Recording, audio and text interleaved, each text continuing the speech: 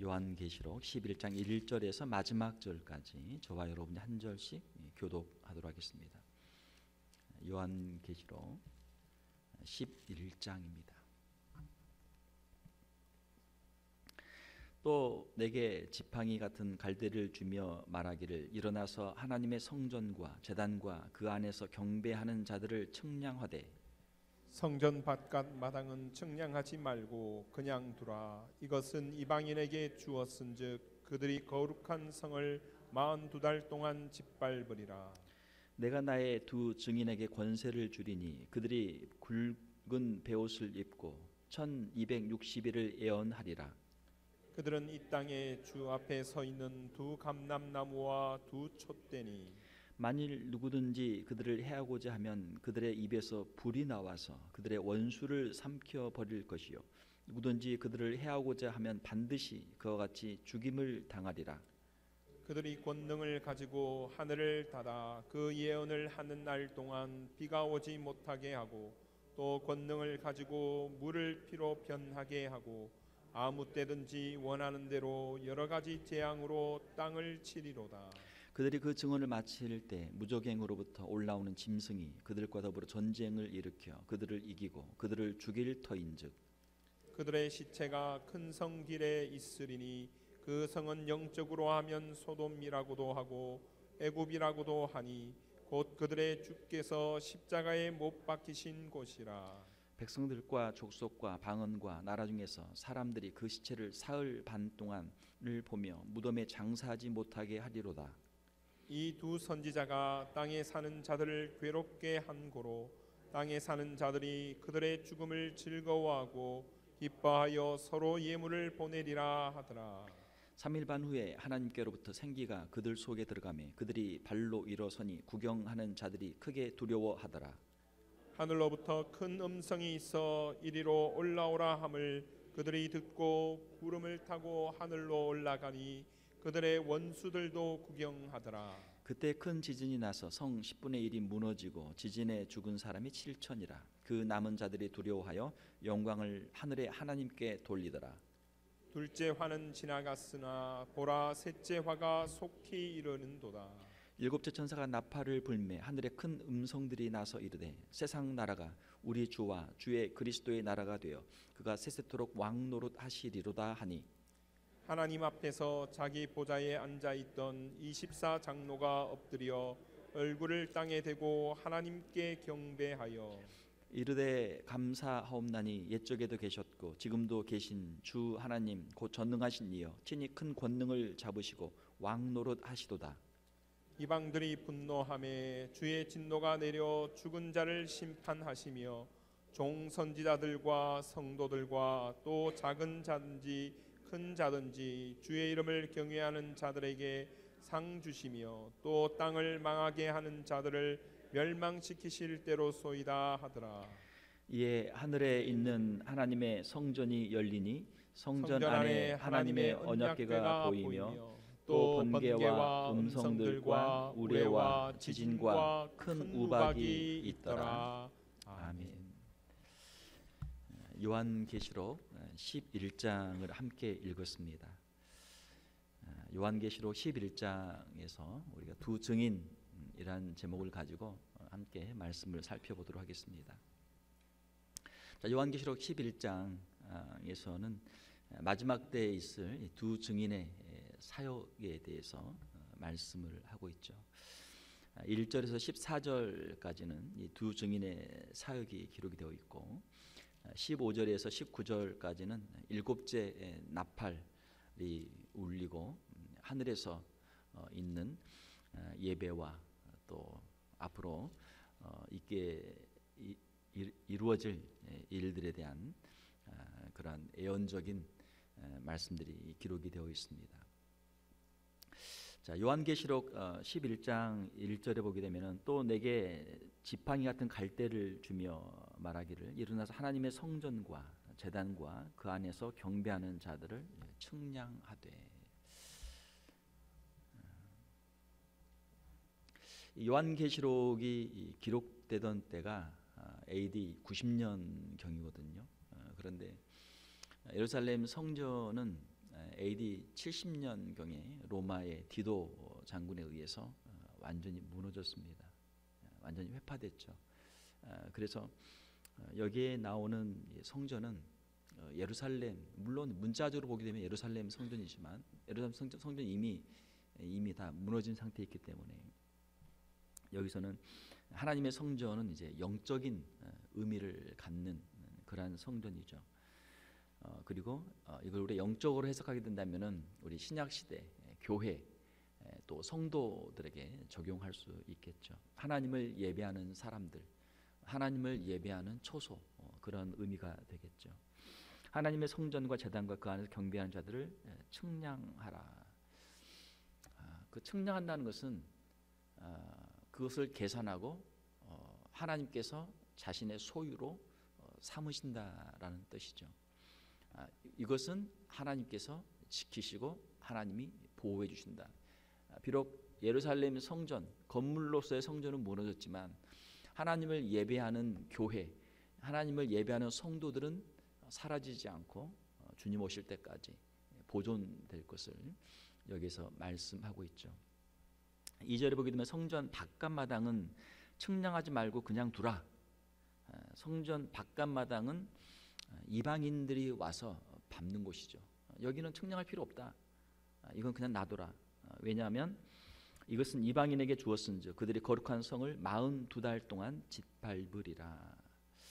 거룩한 성전, 또 만약에 이게 신약의 의미로 우리가 예루살렘 성전이 아닌 교회로 의미한다면은 이방인들에게 짓밟히는 교회, 성전 안에 들어가서 하나님을 예배해야 되는데 성전 안에 들어가지 못하고 성전 바깥 마당에 있는 사람들, 그 사람들은 영적인 의미로 보게 되면은 완전한 신자라기보다는 세상에서 교회에 발을 담그지만 불완전한 신자들, 또 어떻게 보면은 겉모습은 교인이라고 할 수 있지만 그의 내면에는 신앙으로 거듭나지 못한 형식적인 교인들, 형식적인 종교인들이라고도 우리가 해석을 할 수 있습니다. 자, 그들은 그냥 돌아 42달 동안 짓밟으리라. 이방인들에 의해서 그들이 짓밟힐 것을 말씀하고 있죠.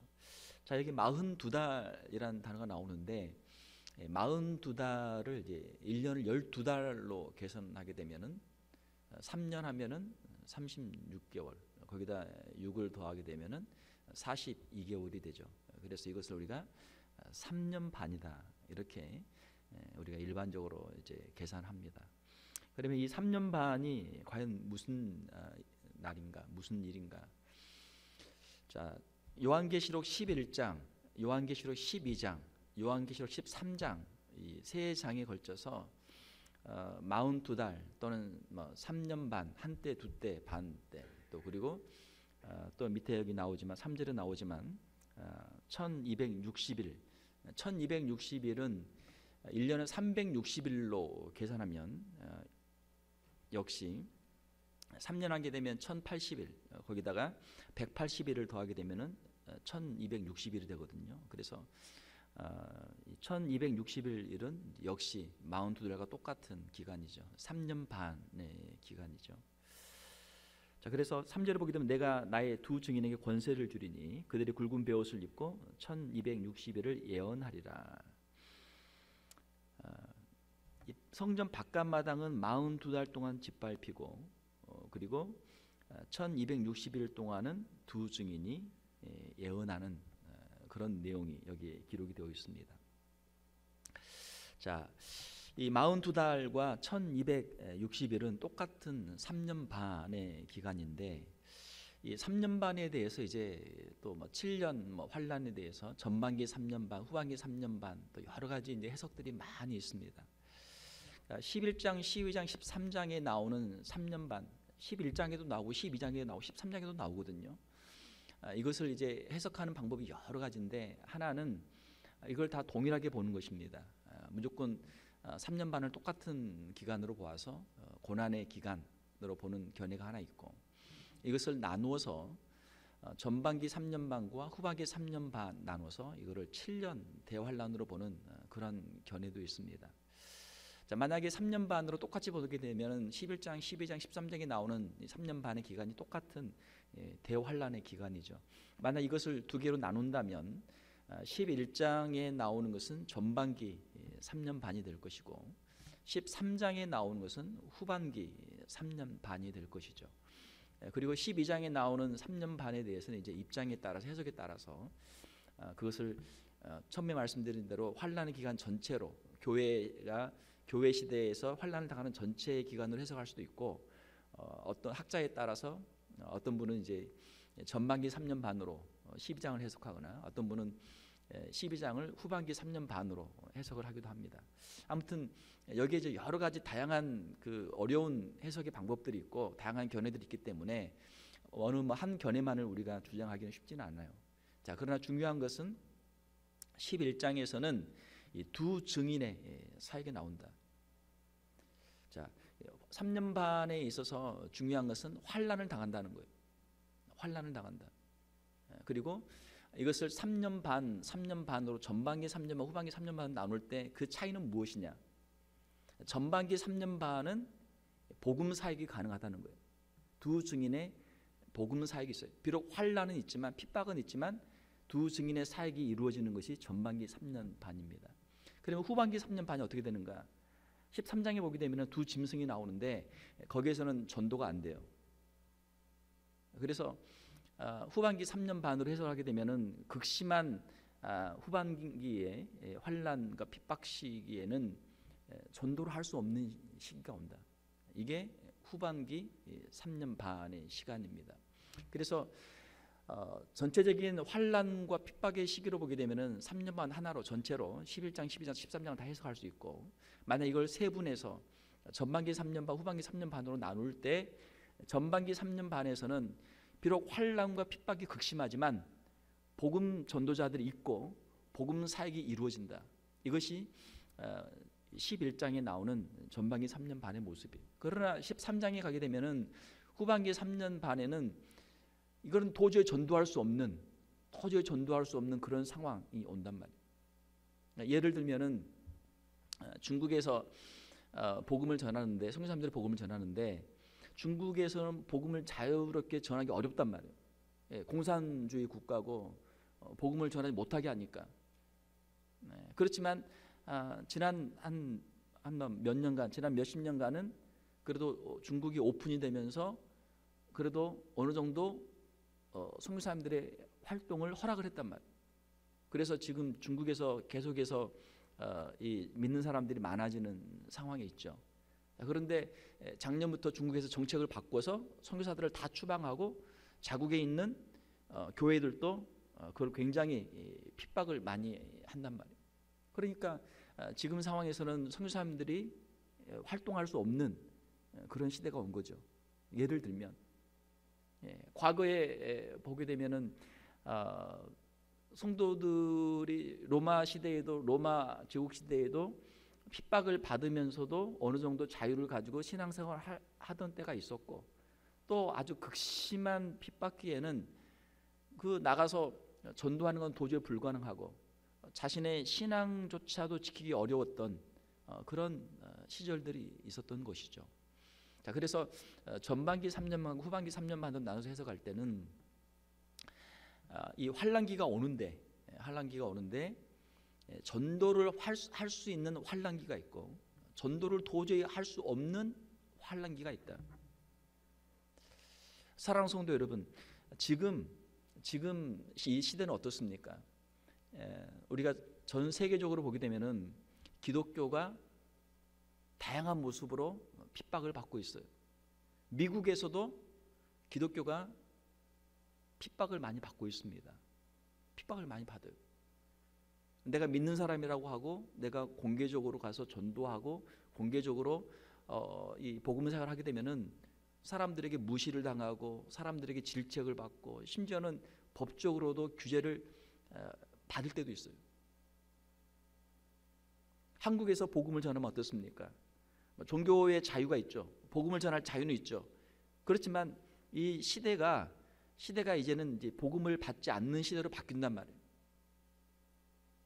사람들이 들어도 그거를 무시하고 영적인 그런 도전을 받지 않고 교회에 대해서 오히려 비난하고 조롱하고 핍박하는 그런 시대로 바뀌고 있다. 환난과 핍박 중에도 전도가 되던 때가 있었는데 이제는 전도가 안 되는 때로 바뀌는 것이죠. 오히려 이제 핍박을 받고 자신의 신앙을 지키기도 어려운 시기로 들어가는 것이 후반기 3년 반이죠. 자, 3절을 보게 되면은 내가 나의 두 증인에게 권세를 주리니 그들의 굵은 베옷을 입고, 굵은 베옷을 입는다는 것은 회개의 상징이죠. 회개의 상징이. 예수님께서 복음서에 보게 되면은 첫 번째 주님의 말씀이 무엇입니까? 회개하라, 천국이 가까이 왔느니라. 우리가 회개할 때 천국이 우리에게 임하는 줄로 믿습니다. 우리가 회개에서 멀어지면은 천국이 멀어진단 말이에요. 우리가 신앙생활을 오래 하면 어때요? 아, 나는 회개할 만큼 했으니까 나는 이제 회개할 게 없다. 그러면 어떻게 돼요? 천국에서 멀어진단 말이에요. 사랑하는 성도 여러분, 회개에서 멀어지는 게 아니고 우리의 삶이 완전히 전적으로 주님 앞에 드려지는 성화의 삶을 살 수 있도록 우리가 엎드려 기도하고 우리의 자신의 죄를 자복하고 주님의 은혜 안에 거하는 우리 성도들이 되시기를 주님의 이름으로 축원합니다. 물론 우리가 세상으로 향하던 마음에서 예수 그리스도께로 우리가 회심하는 것은 단회적이죠. 이례적이죠. 그렇지만 우리의 신앙의 길에서 우리가 우리 자신을 늘 돌아보며 주님 앞에서 성화의 길을 감에 있어서는 이 지속적인 회개가 우리에게 필요한 것이죠. 그 회개가 더 깊어지고 회개가 더 넓어지고 회개의 은혜가 더욱 새로워지는 것이죠. 신앙생활에서의 맹점은 신앙생활을 오래 하다 보면은 신앙생활이 익숙해져요. 아, 신앙생활은 이렇게 하는 거야. 나는 신앙생활을 잘 알고 있어.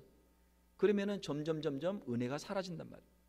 타성이 붙고 점점 은혜에서 멀어지게 되고 점점 신앙인이 아니고 종교인화 된단 말이에요. 예수님 당시에도 바리새인들이 있었어요. 바리새인들이 그들의 종교를 몰랐습니까? 아니요. 예수님 당시에 제사장 또 바리새인들, 서기관들 누구보다도 율법을 잘 알고 종교를 잘 알고 있는 사람들이에요. 그 사람들은 종교인들이에요. 그러나 예수 그리스도의 복음에서는 멀어졌어요. 왜? 그들에게는 회개가 없기 때문에. 굵은 베옷을 입고 1260일을 예언하리라. 여기서 두 증인이 나오는데, 자, 그럼 이 두 증인은 누군가에 대해서도 또 해석이 또 다양합니다. 많습니다. 어떤 사람은 두 증인, 예수 그리스도와 함께 변화산에서 있었던 모세와 엘리야다. 또 어떤 사람은 율법이고 또 선지서다.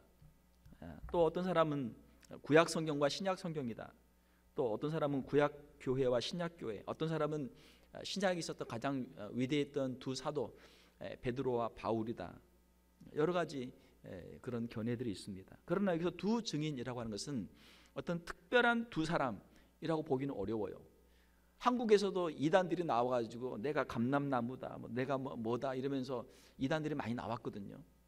여기서 말하는 것은 어떤 특정한 인이라기보다는 말세 때 예수 그리스도를 증거하는 복음 사역을 감당하는 복음의 사역자들 또는 전도자들로 보는 것이 훨씬 더 자연스러운 해석입니다.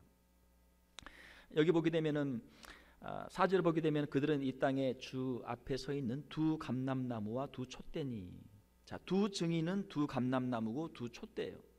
이게 연결돼 있어요. 왜냐하면은 그 사역에 있어서 이게 연결되기 때문에 그래요. 자, 증인 무엇을 증거합니까? 예수 그리스도를 증거하는 거죠. 복음을 전하는 사람들이죠. 자, 감람나무는 무엇입니까? 올리브 오일. 거기에서 기름을 짜가지고 기름을 내려서 그걸로 성전에 촛대를 밝히죠. 그 기름을 쓴단 말이에요. 감람류. 두 촛대 역시 어두운 곳을 밝히는 촛대죠. 자, 10절에 보게 되면은 이 두 선지자가 10절에 보게 되면 이제 이 두 사람을 선지자라고 말하고 있어요.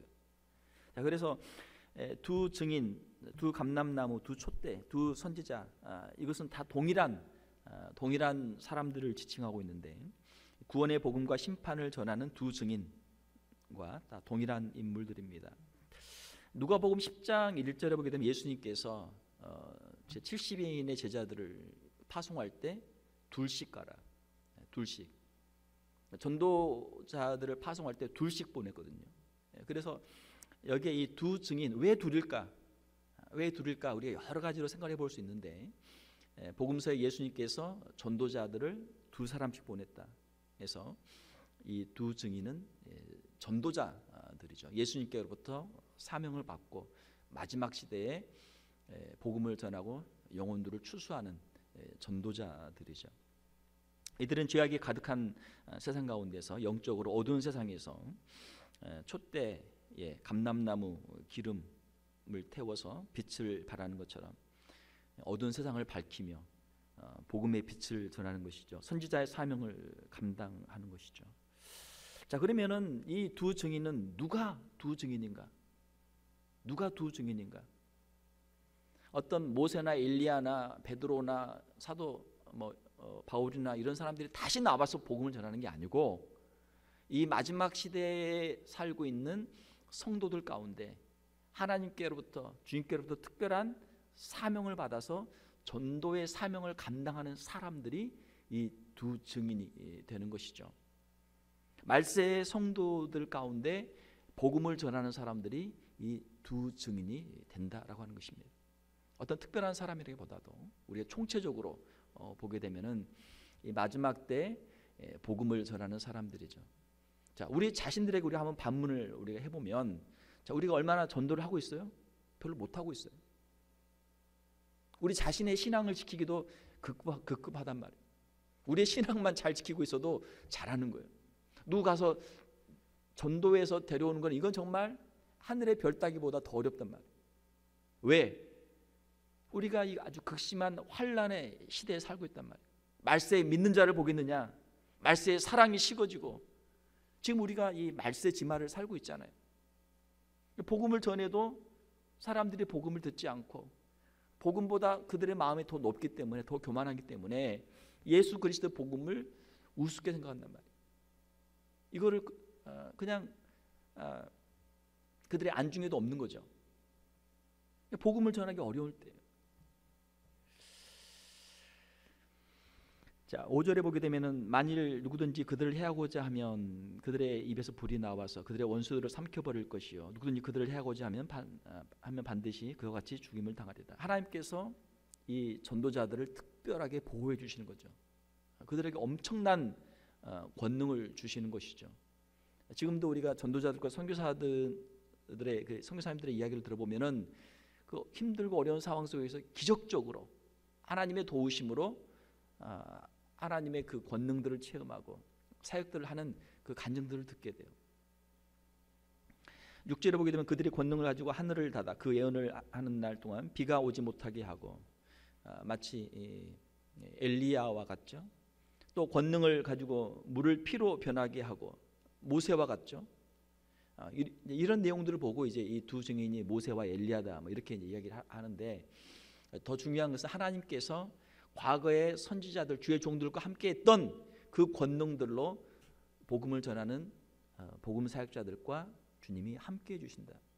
무엇을 위해서? 복음 사역을 위해서라고 하는 것이죠. 7절에 보게 되면 그들이 그 증언을 마칠 때 무적행으로부터 올라오는 짐승이 그들과 더불어 전쟁을 일으켜 그들을 이기고 그들을 죽일 터인즉. 무적행으로부터 올라오는 짐승이 있어요. 사탄의 권세를 입고 하나님의 백성들을 대적하고 특별히 전도자들을 박해하는 그런 존재죠. 나중에 13장에 보게 되면 이제 이 짐승들이 나오죠. 짐승이 나오죠. 8절에 그들의 시체가 큰 성 길에 있으리니 그 성은 영적으로 하면 소돔이라고도 하고 애굽이라고도 하니 곧 그들의 주께서 십자가에 못 박히신 곳이라. 8절에 보게 되면은 소돔, 애굽 주께서 십자가에 못 박히신 곳이 나오는데 주님이 십자가에 못 박히신 곳은 예루살렘의 갈보리 골고다 언덕이죠. 자, 이 소돔과 애굽, 주님을 십자가에 못 박은 곳, 이곳은 종교적으로 타락한 세속도시죠. 종교적으로, 영적으로, 도덕적으로, 윤리적으로 타락한 세속도시죠. 주님이 십자가에 못 박히신 곳이고, 하나님의 백성들, 의인들이 핍박을 받고 고난을 받는 곳이죠. 소돔에서 그 소돔을 방문했던 천사들이 얼마나 참 큰 봉변을 당했습니까? 애굽에서 또 이스라엘 백성들이 얼마나 거기서 고난을 많이 당했어요. 또 주님도 그 갈보리 언덕에서 수치를 당하고 십자가에 달리셨죠. 자, 마찬가지로 이 큰 성에서 이 짐승이 두 증인을 죽이는 것이죠. 주님의 순교를 본받아서 복음을 전하던 전도자들이 순교하는 곳, 그것이 바로 이 큰 성이죠. 나중에 뒤에 보게 되면 17장, 18장에 보게 되면 이제 음녀 바벨론으로도 그 성이 나오고 있습니다. 아무튼 여기서는 성도들을 핍박하는, 교회를 핍박하는 세속 권력, 세속 도시를 뜻하는 것이죠. 9절에 보게 되면 백성들과 족속과 방언과 나라 중에서 사람들이 그 시체를 사흘 반 동안을 보며 무덤에 장사하지 못하게 하리로다. 자, 이 두 증인이 하는 일은 무엇입니까? 그 사람들의 죄를 지적한단 말이에요. 회개하라, 회개하라, 회개하라. 사람들이 듣기 싫어요. 귀를 막고 듣기 싫어요. 헤롯이 어떻게 했어요? 세례 요한을 죽였단 말이에요. 왜? 자꾸 회개하라, 자기의 죄를 지적하고 회개하라 이러니까 세례 요한을 죽였어요. 예수님도 회개하라, 회개하라, 회개하라 하니까 그 듣기 싫어가지고 대제사장과 서기관과 바리새인들이 예수님을 십자가에 못 박아 죽였단 말이에요. 자, 이 두 증인이 회개하라, 회개하라, 굵은 베옷을 입고 너희들 또 회개하라, 회개하지 않으면 너에게 큰 재앙이 임할 것이다. 그 회개를 외칠 때 사람들이 듣기 싫죠. 듣기 싫으니까 이 두 증인을 죽이는 거죠. 죽이고 그 사람들이 사흘 반 동안 장사하지 못하게 하고 그 시체를 보면서 즐기는 거예요. 자, 우리를 괴롭게 하고 우리에게 회개하라고 자꾸 외치던 이 사람들이 이제 죽었다. 야, 얼마나 이제 조용하고 얼마나 좋냐. 이제 마음껏 인조하고 살자. 이게 지금 이 상황이에요.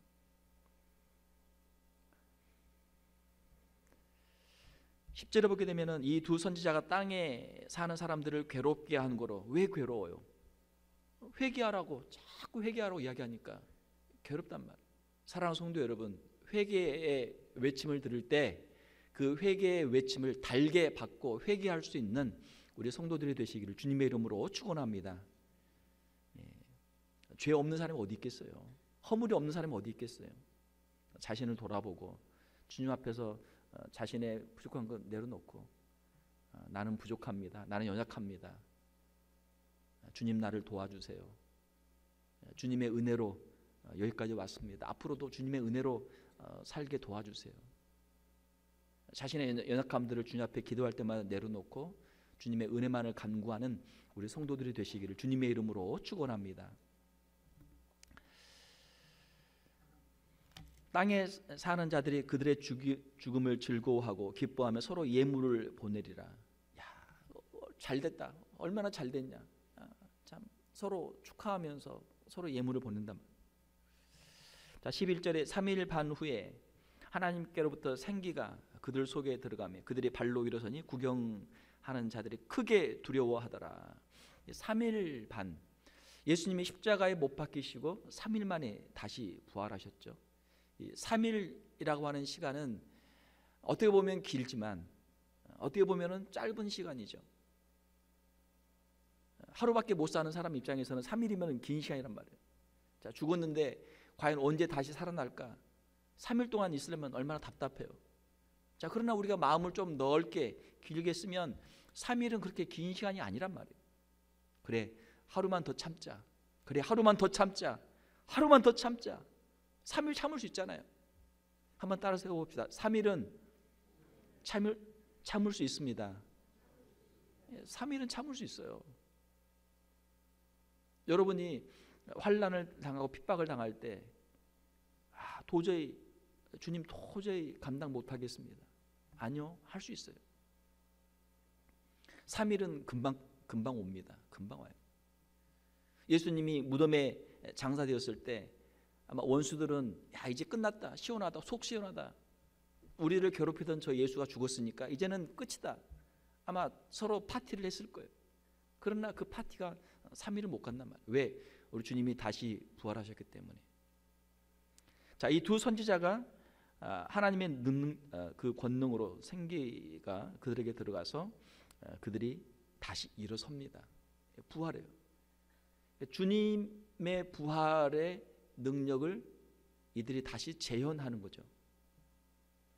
자, 12절에 보게 되면 하늘로부터 큰 음성이 있어 이리로 올라오라 함을 듣고 그들의 듣고 구름을 타고 하늘로 올라가니, 주님이 승천한 것처럼 이 두 증인, 두 선지자도 승천한단 말이에요. 그들의 원수들도 구경하더라. 자, 이것은 마지막 때에 이루어질 복음 사역에 대해서 엄청난 환난과 핍박이 있지만 주님께서 그들을 다시 부활의 권능으로 일으켜 세워주시고 또 영광스러운 승천을 통해서 주님이 그들을 세워주실 것을 예언하는 말씀이죠. 이것을 우리 성도들과 성도들에게, 우리 전도자들과 성도들에게 적용을 해보면 불신자들로부터 엄청난 환난과 박해를 받지만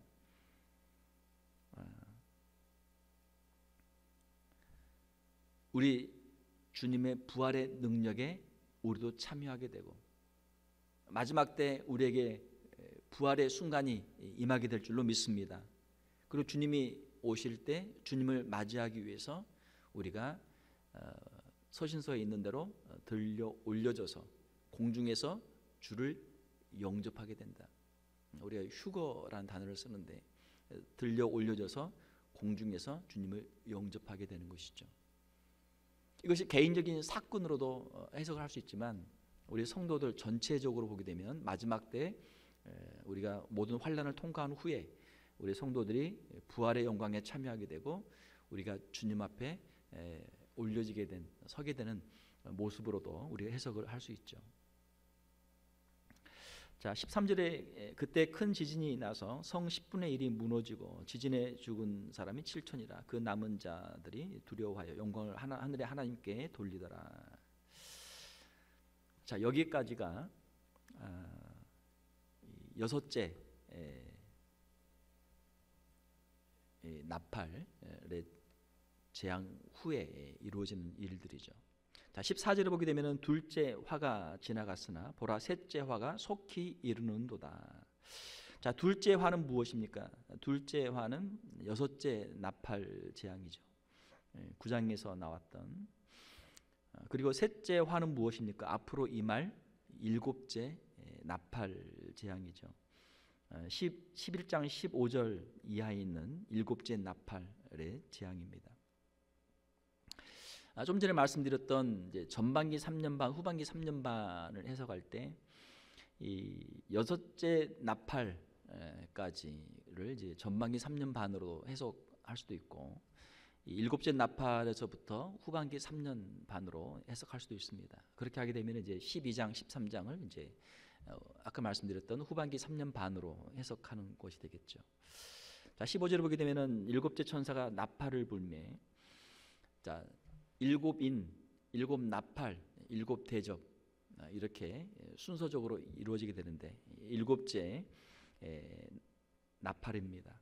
일곱째 나팔을 불매 하늘에 큰 음성이 나서 이르되 세상 나라가 우리 주와 그의 그리스도의 나라가 되어 그가 세세토록 왕노릇 하시리로다. 자, 인 나팔 대접의 이 재앙들은 누가 하시는 거예요? 하나님께서 하시는 일이에요. 예수 그리스도가 인을 떼고 예수 그리스도께서 이 심판들을 행하는 것이죠. 그러므로 우리가 생각할 것은 환난 시에 성도들은 보호를 받는가 아니면은 환난을 당하는가 이런 질문에 대해서 전도 사명자들과 복음을 전하는 성도들은 물론 전도 하기 위해서, 신앙을 지키기 위해서 박해와 고난을 당하죠. 때로는 순교의 자리에 이르기도 하죠. 그렇지만 하나님께서 그들을 부활의 권능으로 해서 다시 일으켜 세워주시죠. 전도자들과 성도들은 불신자들로부터 환난과 박해를 받지만 이 땅에서 사람들이 지은 죄악으로 인한 하나님의 진노, 일곱인, 일곱 나팔, 일곱 대접의 재앙으로부터는 보호를 받는다.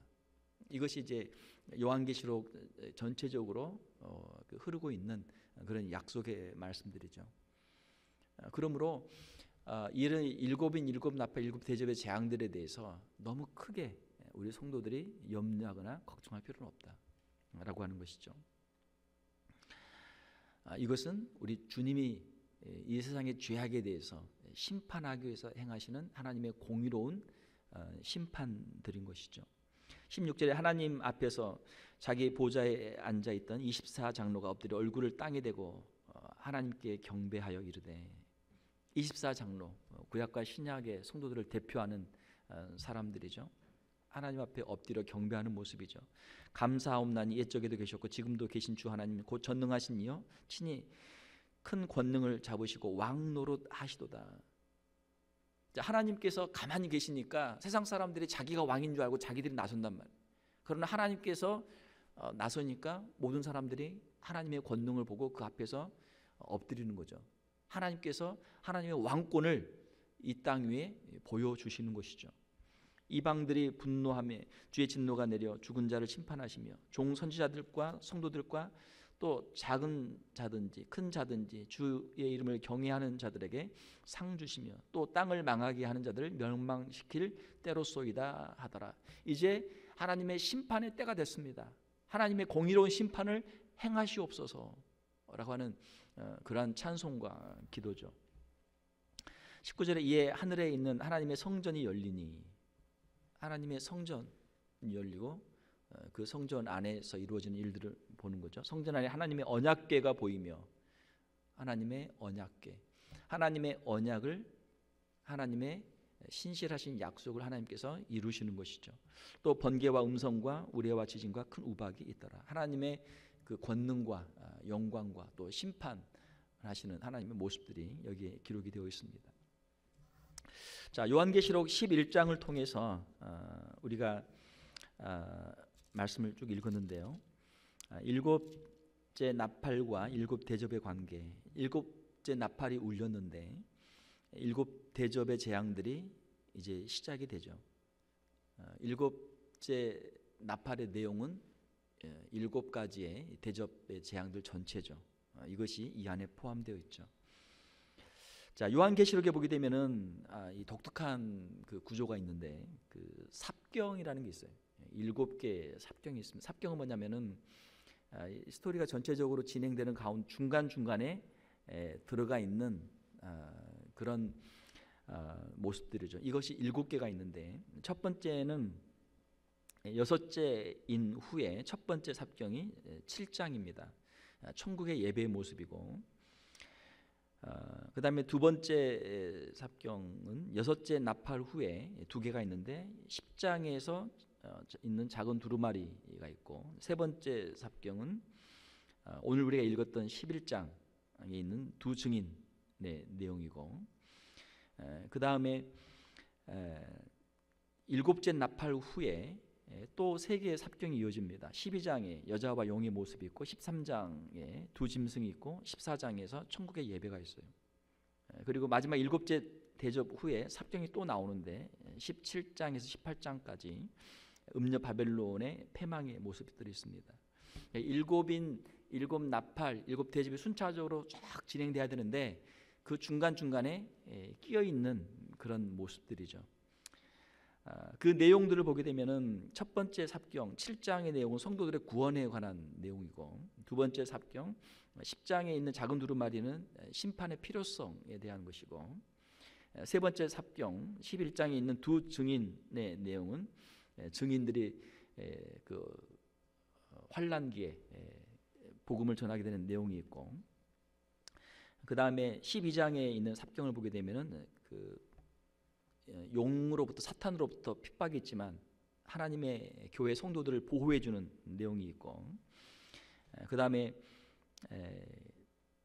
다섯 번째를 보게 되면 13장에 두 짐승의 모습이 있죠. 박해자들의 모습과 그들의 권세와 범위가 나와 있고, 그 다음에 여섯 번째로는 14장에 구원받은 성도들의 찬양의 모습이 들어있고, 그리고 17장의 마지막 일곱 번째 삽경으로서는 17장에서 18장까지 음녀 바벨론의 최후의 멸망의 모습들이 들어있습니다. 이것들이 이제 일곱인, 일곱 나팔, 일곱 대접의 그 중간중간들에 들어있어요. 이렇게 들어있는 이유는 무엇인가? 그것은 일곱인, 일곱 나팔, 일곱 대접의 이 재앙들이 계속 반복되는 가운데 우리 성도들에게 낙심하지 마라. 천국의 소망을 가지고 이 모든 환난과 이 모든 과정들을 이겨나갈 수 있도록 보여주는 거죠.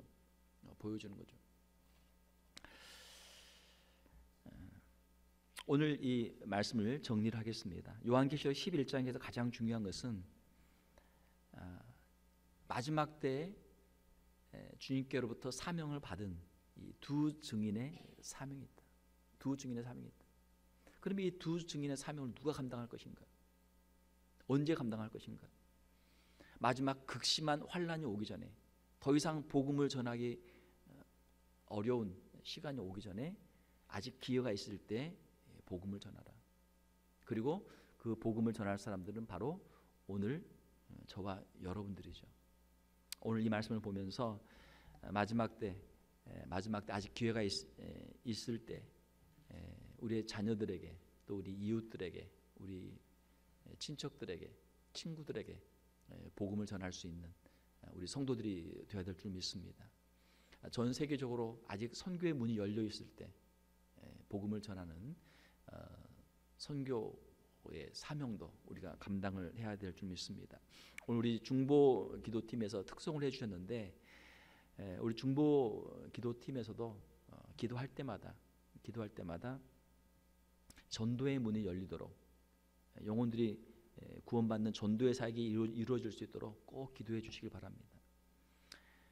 전도 대상자들을 위해서 기도해 주시고, 그 영혼들이 구원받을 수 있도록 우리 교회가 이 마지막 때 두 증인의 사명을 감당할 수 있도록 꼭 기도해 주시기를 바랍니다. 이 시간 우리 함께 한번 기도하도록 하겠습니다. 오늘 이 말씀을 보면서 마지막 때에 엄청난 극심한 환난의 때가 온다. 이 환난의 때를 우리가 어떻게 감당할 것인가? 우리 힘으로 감당할 수 없죠. 하나님의 은혜로, 하나님의 권능으로 우리 이 마지막 때를 우리가 헤쳐나가야 될 줄 믿습니다. 무엇보다도 이 두 증인의 사명을 보면서 하나님께서 오늘 저와 여러분들을 부르셔서 우리를 통해서도 이 마지막 때 영혼들을 구원하고 하나님의 복음을 증거하는 이 귀한 일들을 하나님이 이루실 줄로 믿습니다. 하나님, 이 마지막 때에 우리도 주님 앞에 두 증인과 같이 주님 앞에 쓰임받게 하여 주시옵소서. 우리의 자녀들을 구원하게 하시고, 우리 이웃들을 구원하게 하시고, 친척들과 친구들을 구원하게 하시고, 많은 영혼들을 주님 앞으로 인도할 수 있는 이 귀한 사역을 감당하는 교회가 되게 하여 주시옵소서.